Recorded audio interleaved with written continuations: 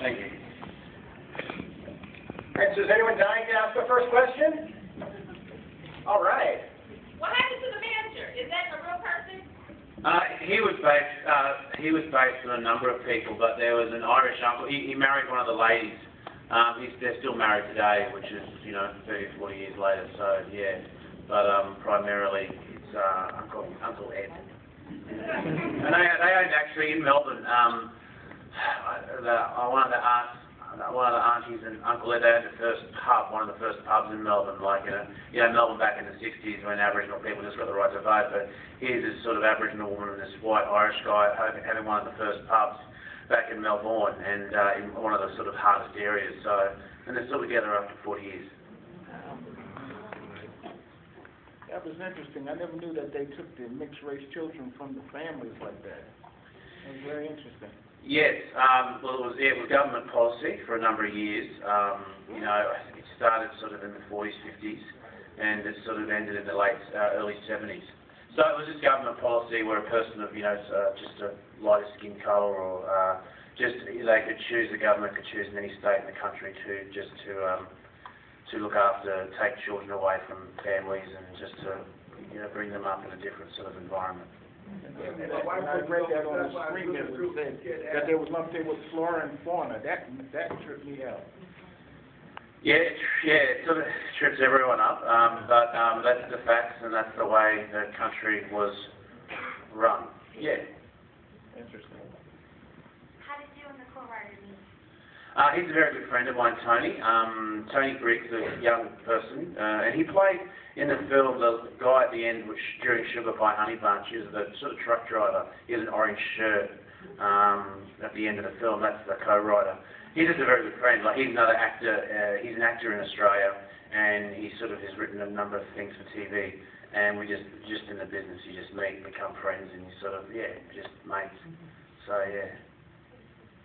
And fortunately, we're still good friends, even after watching the film. Because, like so many times you hear directors and producers or directors and writers not liking each other or going their separate ways. Or you watch a film and you see a director and a writer, and it's a great film, and you go, why don't they work together again? And then you sort of meet one of them, and they go, well, this sort of, and they hold grudges and stuff. But for instance, this film has been based on a lot of goodwill and just a lot of good friends coming together in a common cause, I suppose.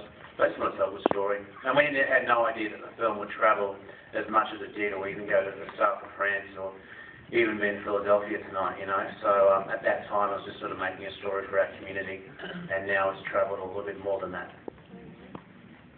So prior to the Vietnam War, what was the relationship, or how did Aborigines get along with or get to know African Americans, if at all?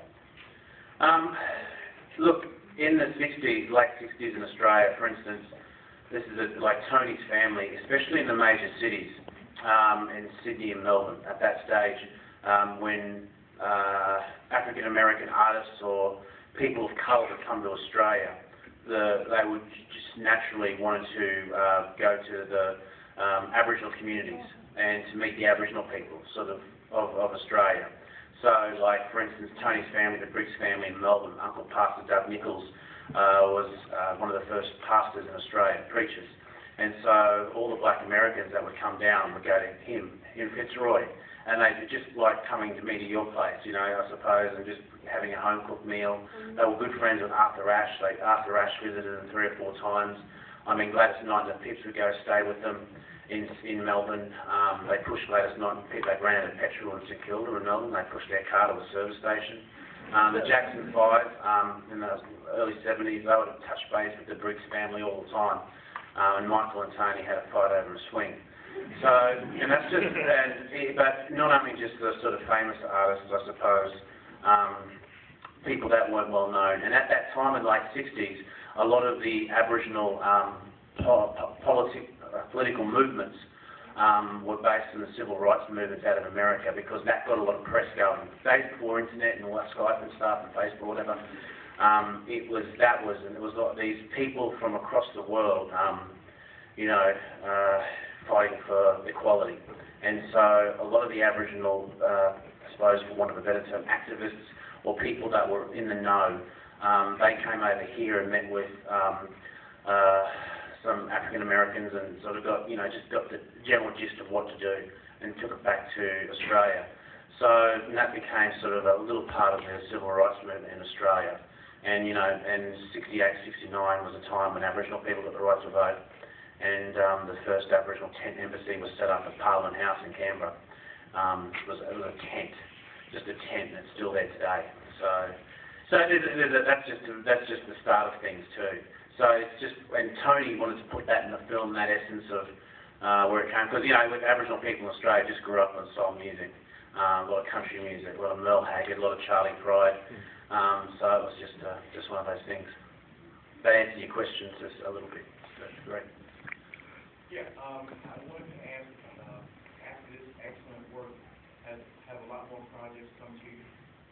Yeah. I mean, it does open up a few more doors, and yeah, it has. So it's good, but it's just that thing, when we sort of made the film, ignorance is bliss sometimes, and you sort of don't have to think much.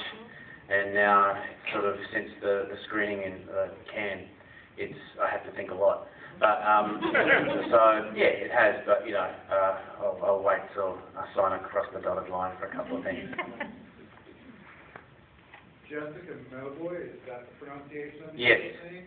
She's great. Is she a singer or an actress Yes. or both? Or Yeah, she is she came second in Australian Idol about 5 or 6 years ago. But she's before the film, she's one of Australia's well-known singer-songwriters in Australia. So yeah, she did act in a film called Brandy Day, 3 or 4 scenes, but she's primarily a singer. And but now, since the film, she just won an actor award for Best Supporting Actress in Australia. So she still wants to sing, and she's writing at the moment, coming over here to LA to do her next album. But she's getting a lot of acting offers, I dare say. But she was great. We worked with her in Cree just to, for someone that's inexperienced but obviously has a lot of talent. She's just a very, very hard worker. Yeah. So that, yeah. Speaking of thinking, are there any books along the lines of Sapphires, Part 1? That's Yeah. Part 1 of the project. And Part 2, if there is, are you thinking about joining with the film project? The first part of your question, there's not really a book as such. There's a film called The Sapphires.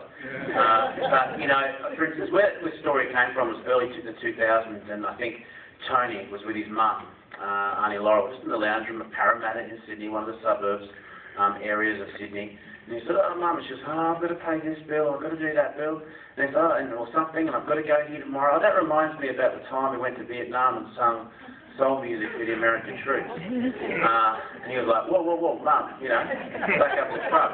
What was that bit about, I suppose my mother or your grandmother, and they just have the stories are just so, you could make a story about any day of their lives, a bit of a harder time, and arguably. But anyway, that's what happened with his mum. And he just went, whoa, tell me about that time and about this group called the Sapphires that you had. He did know about the Sapphires, but it was just one of those things. But I think the point of difference was them going to Vietnam. Would you be willing to read some of the scripts of some other directors?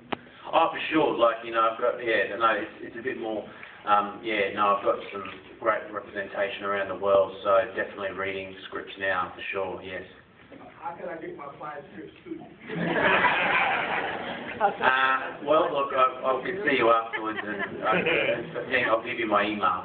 Yeah, since we're here in the room, but it's one of those things.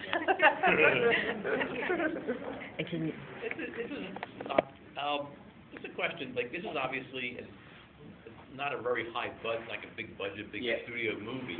How did you produce all those Vietnam scenes that were just so phenomenal and so real? Yeah, the film was a $9.4 million budget in Australia. We shot it in 6 weeks, shot on 35mm, 2 cameras. Just to start, the guy who shot it, the cinematographer, is a guy named by Warwick Thornton, who's a very great cinematographer. He had a film called Samson and Delilah, which won the Camera d'Or at Cannes 3 years ago, which he wrote and directed. So he's very good at what he does. He's a good friend of mine as well. So we